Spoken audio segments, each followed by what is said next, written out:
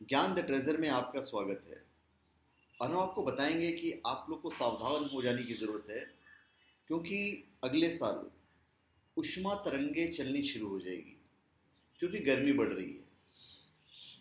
Heat waves, जिसे उष्मा तरंगे कहते हैं, खतरनाक होती है और इनके चलने पर बड़ी संख्या में लोग बीमार पड़ते हैं। अत्यधिक गर्मी पड़ने से जितने भी लोग उभर सकते हैं, उन सारे रोगों से इस बार सावधान रहने की ज़रूरत होगी आपको नेक्स्ट ईयर। भारत समेत अन्य देशों की पूर्ववर्ती कई भ्रष्ट सरकारों ने ग्लोबल वार्मिंग पर भाषण तो बहुत दिए, पर काम कुछ भी नहीं किया गया है, जिसका नतीजा अब आम जनता को झेलने पड़ेंगे।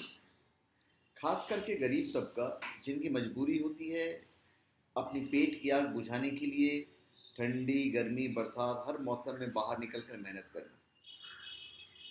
भारत में कई जगह तापमान इस साल भी 2016 में 50 डिग्री से भी ऊपर जाने के आसार थे और गए, जिसकी वजह से बड़ी संख्या में स्वास्थ्य हानि हुई है और आगे भी स्वास्थ्य हानि होने की संभावना रहेगी।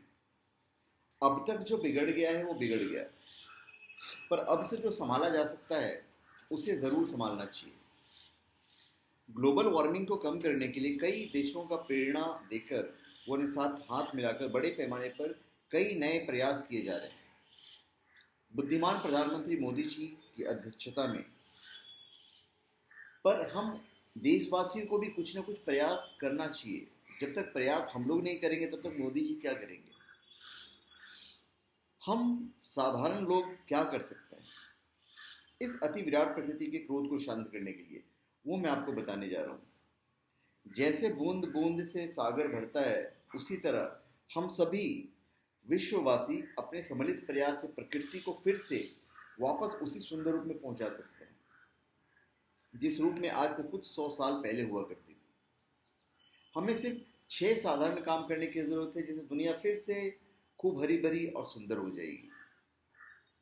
जहां भी खाली जगह मिले और जब भी फुर्सत मिले, तुरंत पेड़ लगा देना चाहिए।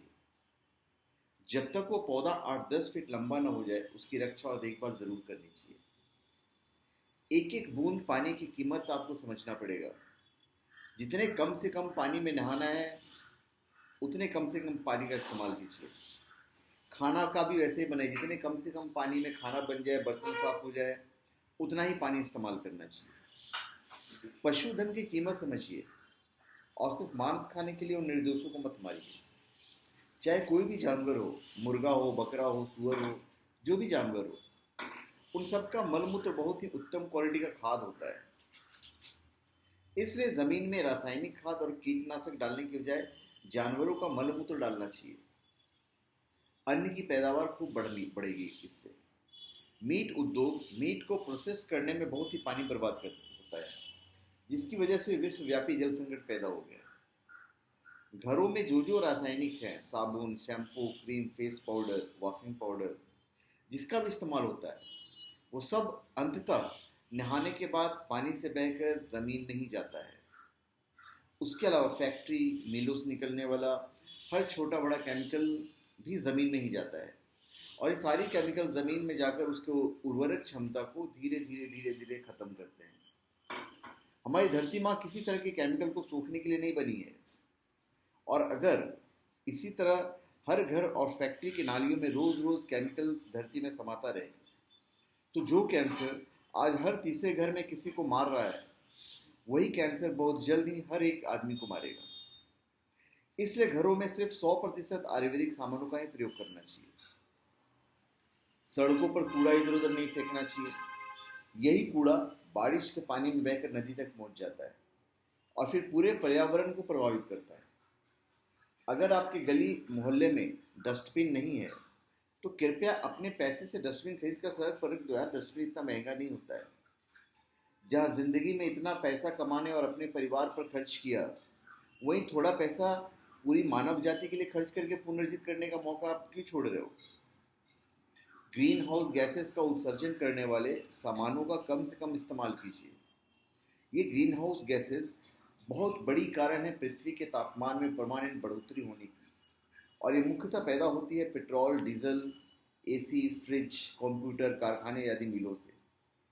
आज के युग में कंप्यूटर से ही कई लोगों की रोजी रोटी चल रही है, इसलिए इसका उपयोग बहुत ज़्यादा कम कर पाना मुश्किल है। लेकिन फ्रिज की जगह घड़े का पानी, एसी की जगह कूलर का प्रयोग किया जा सकता है।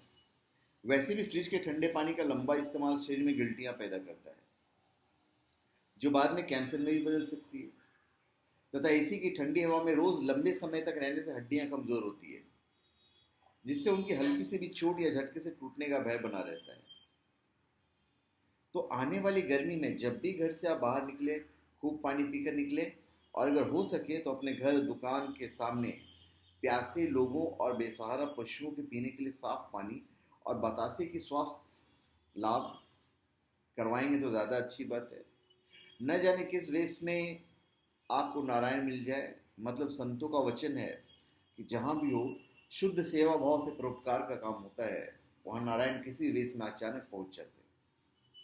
हो सकता है आपके द्वारा बांटे जाने वाला पानी की पीने खुद नारायण किसी गरीब भिखारी या प्यासे पशु के रूप में पहुंच जाए, और पिए गए पानी के साथ आपका कोई बहुत बड़ा दुर्भाग्य जो है वो टल जाए। तो धन्यवाद। आप हमारे चैनल पर सब्सक्राइब करें और अपने कमेंट दीजिए। धन्यवाद।